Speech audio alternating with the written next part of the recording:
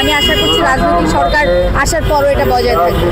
তো ক্লায়েন্টের দিক থেকে যদি বলেন, ক্লায়েন্ট যথেষ্ট খুশি এবং তার অনেক পজিটিভ। এটা পক্ষপাতিত্ব মূলক থেকে মুক্ত হয়ে এটা নিরপেক্ষ অ্যাপ্রোচ নিয়ে টাকাটা প্রিন্ট করা হয়েছে।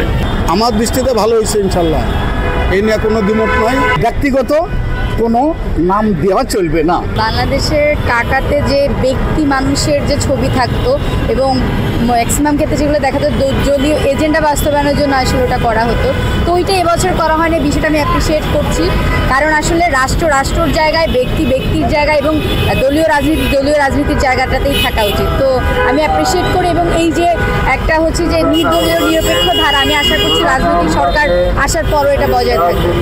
টাকা আসলে নতুন আমরাও পেয়েছি, আমি নিজে একজন ব্যাংকার। তো ক্লায়েন্টের থেকে যে মতামতটা আসলাম সেটা আপনাদেরকে ব্রিফ করতে যাচ্ছি। তো ক্লায়েন্ট যথেষ্ট খুশি।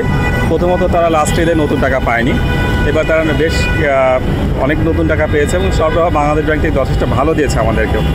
তো ক্লায়েন্টের দিক থেকে যদি বলেন, ক্লায়েন্ট যথেষ্ট খুশি এবং তার অনেক পজিটিভ।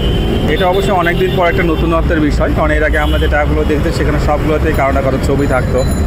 সো এবার যেটা হচ্ছে, আমাদের বাংলাদেশে কিছু দৃশ্য আছে, কিছু ভালো স্থাপনার ছবি আছে, যেটাতে তারা যথেষ্ট খুশি।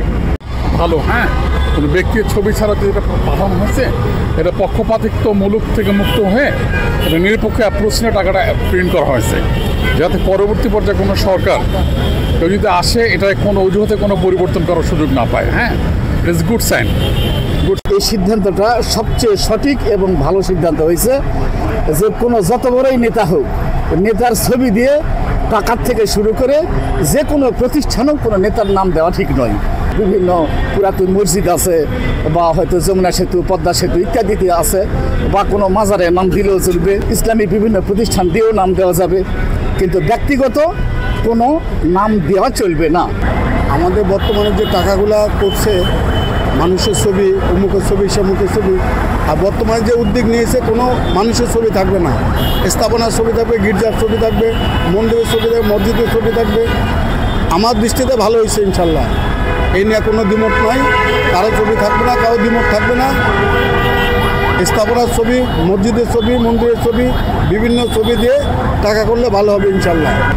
এটা ভালো না খারাপ না কোনো কিছু না, একটা ছবি উঠেই দিয়া সমান করে রাখছে জিনিসটাকে, বুঝছেন?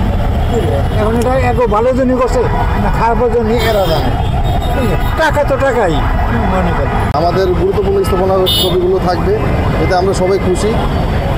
আশা করি আগামী প্রজন্মগুলো এর থেকে অনেক কিছু শিখতে পারবে।